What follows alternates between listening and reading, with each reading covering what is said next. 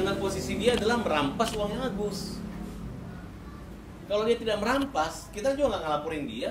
Ngurusin belanja-belanjaan kayak gitu, nyatetinnya, pulang Justru harus nggak akan begini. terbantu misalnya kalau misalnya itu diurus semua oleh yayasan. Ya, Kalau Sampai misalnya sekarang keperluan itu diurus oleh semua yayasan, digunakan untuk Agus juga, kepentingan Agus, justru bukan terbantu nanti Agusnya. apanya? Justru Mas, maaf, ini saya pot sangga ya, itu bohong. Itu hanya ngomong kami yayasanmu. Nggak ada, sampai sekarang hanya ngirim surat aja. Mereka takut. Mereka mengatakan silakan pakai uang yayasan, nggak bisa. Udah saling ribut kok, sudah saling mereka menghina Agus, gimana posisi seperti itu. Ya kan menurut saya udahlah Yayasan Nopi carilah sumbangan, masih banyak orang buta lain yang bisa dibantu. Agus ini kan kalau dicerita terus dipermalukan, konferensi pers mempermalukan Agus tidak akan pernah berhenti. Hanya kesedihan yang mereka alami dengan malu begini. Tetangga pada lihat seolah-olah dia ini adalah kacang lupa kulit. Iya, betul. Seolah-olah kayak yang tidak amanah gitu. Padahal uang itu ada di Nopi, kecuali uang masih di dia, kemudian Farhad Abbas ribut banyak ngomong alasan saya itu mungkin kita malu. Ini uang udah di dia. Perlakukan dia sebagai manusia biar bagaimanapun dia adalah orang yang dalam keadaan musibah. Orang buta itu kan disayang. Namanya ya itu orang-orang yang perlu perlindungan. Saya katakan dia udah kamu Gus nggak usah, kamu gak akan mati kelaparan karena banyak orang akan membantu kamu. Kamu di mana tersesat akan dituntun. Kamu gak usah memiliki tangan, orang akan mengejar kamu. Kamu akan bantu. Nah tapi ini saya agak kecewa kenapa saya berani ribut. Kemudian kami menamakan kita pembela kaum lemah itu gara-gara perlakuan mereka tidak layak, tidak pantas. Orang yang mengatakan mengurus sosial, pegawai sosial melawan orang buta dan membiarkan, harusnya kan dia lindungi, dia tutupi aib-aib keluarga ini. Uangnya ada di mereka, itu yang terjadi pada saat ini, Mas. Ya, di bagian melawannya menurut Bang Farhad yang bagian mana? Karena yang justru yang melaporkan kan kubunya Agus Salim.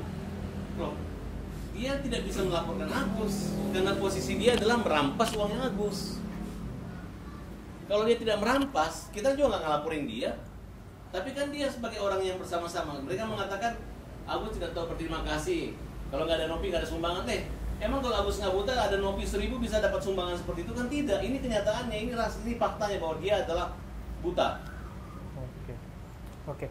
Nah, ada upaya komunikasi nggak Bang Farhad? Ini kan udah masuk ke proses hukum, tapi paling tidak kan kelihatannya yang kami tangkap nih ya sejauh ini ya. Ada niat baik kok sebetulnya untuk memastikan bahwa uang itu terkelola untuk kepentingan Agus juga. Iya, sekarang playing victim. Seolah-olah kita mau mana amanah Nopi dikasih tugas. Kalau Agus habiskan uang ini, emang yang dilaporin Agus, siapa? Nopi, kan tidak ada kaitannya. Mereka orang keluarga mampu. Sekarang kalau saya lihat ada gerakan membayar buzzer. Semua buzzer bayaran untuk menghancurkan kita. Saya lihat ilmu lu cuma segitu ya. Gue oke, nggak ada masalah. Kemudian dia pamerin, kalau ada yang jelek Agus pamerin. Dia menghasut masyarakat untuk mengatakan Agus yang jelek, gue yang benar, gue yang halus. Dia sekarang cara berperangnya melawan itu. Nanti kita buktikan, kita minta kepolisian untuk memeriksa Agus, diberi fasilitas khusus kalau perlu polisi datang ke sini memeriksa. Kemudian apabila memang itu haknya Agus, silakan jalan. Kalau memang itu haknya yayasan, kita nggak peduli. Tapi yang kita yakini bahwa hampir semua orang-orang pintar dan ahli-ahli hukum mengatakan itu adalah haknya Agus. Justru bukan haknya Nopi ataupun yayasan. Apabila ada diskriminasi akan menghadapi masalah hukum. Mengenai buzzer itu tadi Bang, Abang sebegitu yakinnya bahwa itu adalah pengerahan buzzer untuk menyerang Agus? Saya menganggap ini adalah industri menjual kemiskinan, menjual kesedihan, karena terjadi pada orang ini, ya kan? Dan kita minta diaudit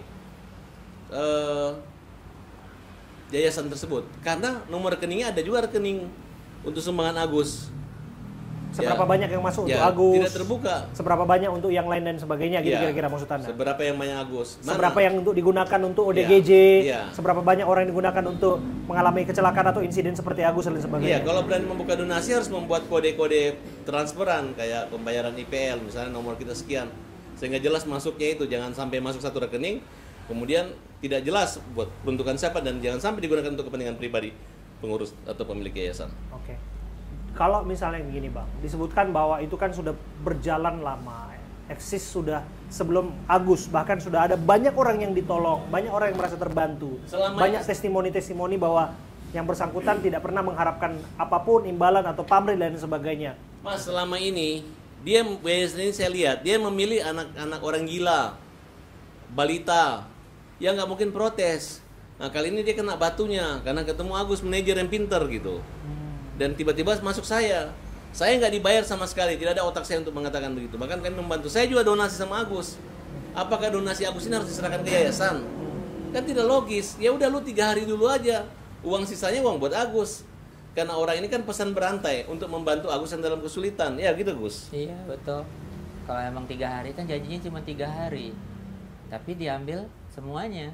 Ini yang 3 hari apa maksudnya? Iya kan, Bukan, kalau dia Nopi, kalau punya yayasan buka itu cuma 3 hari. 3 hari Oke. doang. Ditutup. Nah, Untuk open donasi kalau itu di cuma yayasan 3 hari. dia, ya. Oke. Sisa seandainya uang itu masuk ke yayasan terus, sisanya buat operasi OGDJ gitu. Nah, sedangkan kalau Agus ya masuk buat Agus. Dan Denny Sumargo udah telepon saya bahwa itu punya Agus semua. Kalau berani Nopi pakai 1 sen pun, nah, cuman kan sudah ribut. Lu udah permalukan dia. Lu seolah-olah bukan mewakili Agus, tapi mewakili kapan amanah untuk memberi itu. Kalau nggak ada buta, nggak akan ada donasi. Bukan gara-gara ada Nopi baru ada donasi. Oke. Sebenarnya sih masalah ini udah selesai ya Mari, Bang. Iya, waktu pas podcastnya waktu Densu podcast udah dari nggak ada Densu, masalah kita lagi kan kita. udah selesai, Hmm. udah maaf-maafan dan kita pun saya juga udah menyatakan selesai gitu. Dan saya udah menjelaskan kalau memang awalnya saya tuh nggak tahu masalah duit. Intinya di Densu itu kita udah kelar, udah maaf-maafan, udah apa gitu segala macam. Dan Bang Densu pun udah sempet negor Mbak Nopi untuk mengembalikan nama baik kita, karena ada itikat baik kita tuh untuk mengembalikan uang itu gitu. Tapi tiba-tiba sehari setelah ke rumah dari rumah Bang Densu, justru Mbak Nopi itu bikin story tentang kita terus, tentang kita, tentang Agus, bahkan tentang abahnya, tentang BPJS semua. Jadi untuk penilaian saya kok kayaknya storynya Mbak Nopi di IG itu lebih bikin opini ujar kebencian gitu. Jadi, Terhadap Agus. terhadap kita semua, terutama saya, Agus dan Erni serta Abah sama anak saya. Oke. Gitu, dia bikin story tentang itu semua. Terus saya dibilang katanya waktu di Mall Pondok Indah saya direkam tanpa sepengetahuan saya dengan berita di situ. Sekarang udah punya udah terima duit, galak ya Bu gitu. Padahal saya nggak merasa terima uang gitu, tapi dia rekam saya tanpa sepengetahuan saya. Kalau saya mau laporin kan itu pelanggaran IT juga.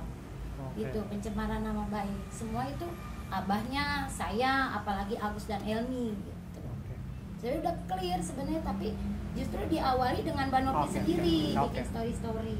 Oke. Dan Bang Densu pun udah bilang Oke. udah jangan ada medsos lagi gitu. Ternyata Mbak Nopi yang terus dicer dari ide dia. Iya, itulah kekecewaan terberat Agus tuh di situ dari awal. Kenapa dia nolong Agus dengan kebaikan di awal tidak ada apa-apa, tiba-tiba setelah terjadi yang dapat seperti ini besarnya, dia membuat asumsi-asumsi publik